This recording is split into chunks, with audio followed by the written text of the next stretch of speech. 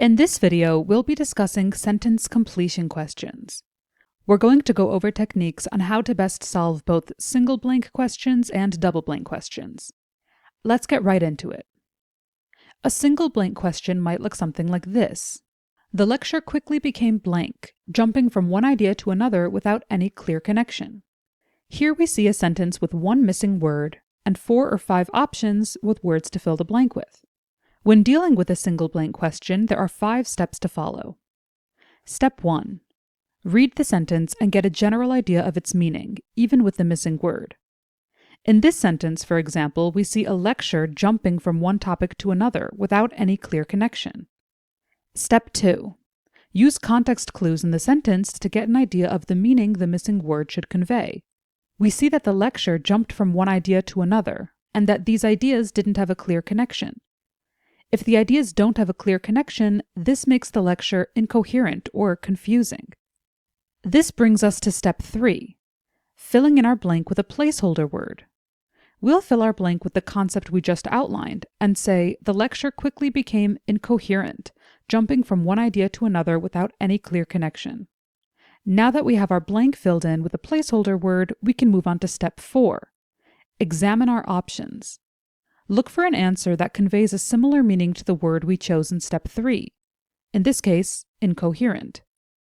Taking a look at our choices, we see cohesive, disjointed, redundant, and engaging. Out of all of these, disjointed is closest to our placeholder word of incoherent or confusing.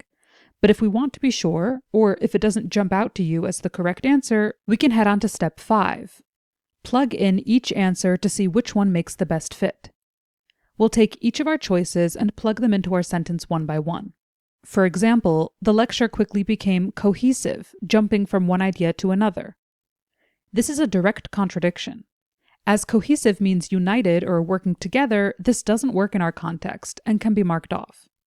The lecture quickly became redundant. This doesn't work with our context either. Redundant means repetitive, and our sentence doesn't describe a repetitive lecture, it describes a lecture that jumps from one topic to another. This choice can be marked off.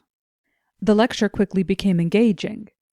Meaning interesting and absorbing, this isn't a good word to describe our lecture, as it's hard to be absorbed when you're jumping from one idea to the next. By going through our words one by one, we can see that none of them work quite as well as disjointed does, which we can now go ahead and mark as our final answer. Let's take a look at another example and apply these 5 steps. The sudden policy change was met with blank reactions as employees struggled to understand the reasoning behind it. A. Perplexed, B. Enthusiastic, C. Coordinated, or D. Assured. Step 1. Read the sentence and get a general idea of its meaning. In this sentence, for example, we see a policy change and employees struggling to understand the reasoning behind it. Step 2. Use context clues in the sentence to get an idea of the meaning the missing word should convey.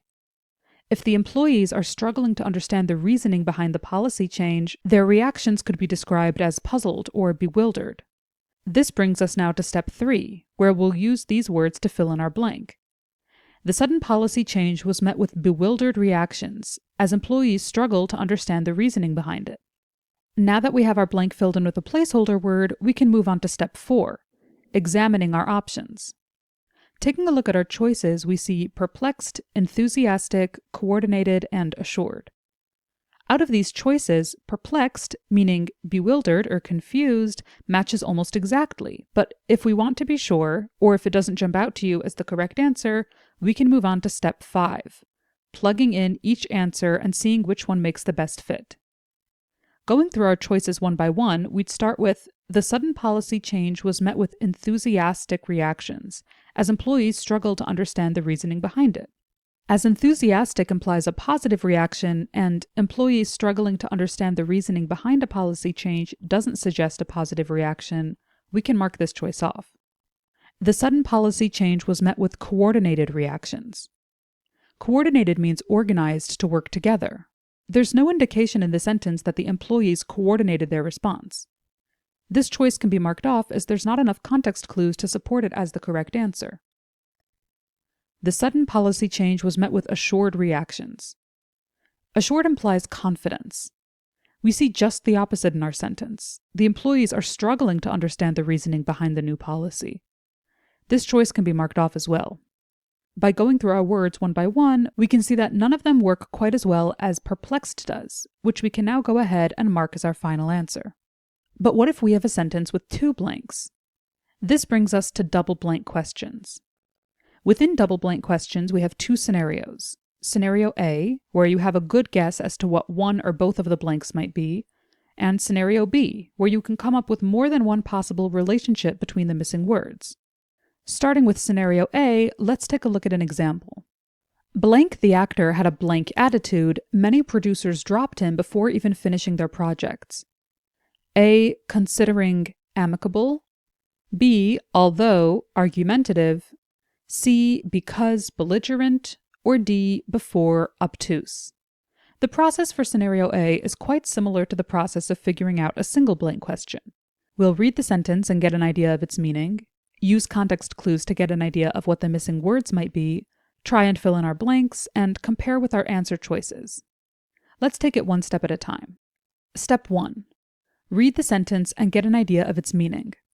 In this sentence, we see many producers dropping the actor, even after they start a project with him. Step 2. Use context clues to get an idea of the meaning the missing words should convey.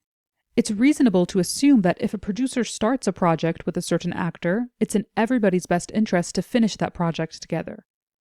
The producers don't want to drop the actor, but are forced to. And because the sentence tells us something about the actor's attitude, we can guess that the actor has a poor attitude that made him difficult to work with. Step 3. If you're certain about the meaning of one of the blanks, fill it in with your own word. With our current knowledge, we can be fairly certain that the sentence will talk about some aspect of the actor's bad attitude.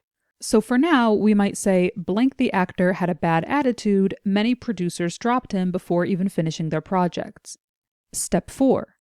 Examine the options and look for all the answers that include a word that conveys a similar meaning to the word you had in mind in the previous step. It's very important not to forget to ensure that the word is in the correct place for the blank you're looking for. For example, we're looking for something that might mean bad for the second blank. If we see a choice offer a word that means bad for the first blank, this is likely the test trying to confuse us. Looking at only the second word options in our choices, we see amicable, argumentative, belligerent, and obtuse. Right off the bat, we see two words that could work with our blank: argumentative and belligerent, which is a synonym for argumentative.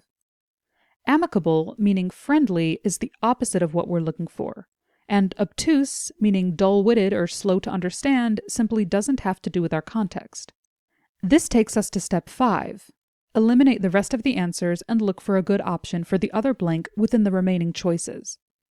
We can now mark off choices A and D and focus solely on choices B and C.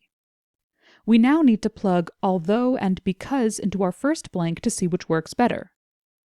Although doesn't work in our sentence, as it would imply that the producers dropped the actor despite his bad attitude. In reality, the bad attitude is the reason the producer is dropping him. Because works perfectly in our sentence, as it describes how the actor's bad attitude is the reason the producer is dropping him. Therefore, we can see that our answer is C. Because the actor had a belligerent attitude, many producers dropped him before even finishing their projects. But what if you can come up with more than one possible relationship between the missing words? This brings us to Scenario B. Let's take a look at an example.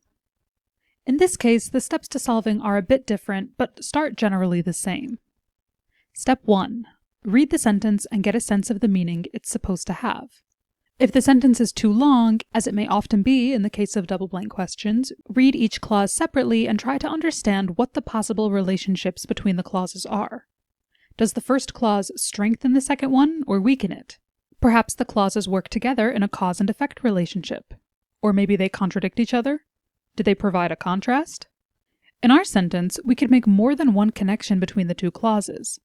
For example, we could say that because the initial review was favorable, the proposal ultimately received a positive evaluation. This sentence sets up a cause and effect relationship. Conversely, we could say, although the initial review was favorable, the proposal ultimately received a negative evaluation. This would set up a contrast relationship. At this stage, more than one relationship between the clauses is possible. Step 2. Fill in the missing blanks with your own words. We've come up with more than one plausible relationship between these blanks, so we'll jot down both of our ideas: because and although, and positive and negative. Step 3. Examine the options and look for an answer with a pair of words that convey any of the meanings you've come up with. Let's see what the sentence would look like when we plug our choices in one by one. Although the initial review was favorable, the proposal ultimately received a negative evaluation. This is one of the relationships we came up with, and works well to set up a contrast in our sentence. The initial review was favorable, so you might expect the evaluation to be favorable. But it wasn't in the end, setting up a contrast. Because this choice gives us a meaningful and understandable sentence, it's likely our answer, but let's take a look at our remaining choices just to be sure. Because the initial review was favorable, the proposal ultimately received a negative evaluation. With this choice, we end up with a negative evaluation as well, but the conjunction at the beginning, because, doesn't work with the rest of our sentence. Because works to set up a cause and effect relationship, but that doesn't work in this case. If the initial review was favorable, it doesn't make sense to say that's the reason the evaluation ended up being negative. This choice can be marked off. Next, we have, while the initial review was favorable, the proposal ultimately received an irrelevant evaluation. Without thinking about the relationship between these two clauses, we can mark this choice off from a grammatical standpoint. The word before the second blank is a, meaning the word following it needs to start with a consonant. And as irrelevant starts with a vowel, we can already see this choice doesn't work. It would have to say an irrelevant evaluation. This choice can be marked off. And lastly, we have, unless the initial review was favorable, the proposal ultimately received a positive evaluation. Unless works to set up a conditional relationship. It functions like if not. For example, if the initial review was not favorable, then the proposal received a positive review. This is an illogical cause and effect relationship, as a negative or unfavorable initial review would not reasonably lead to a positive final evaluation. In this sentence, the condition and the outcome contradict each other. This choice can be marked off, and we can now mark choice A, although, negative, as our final answer.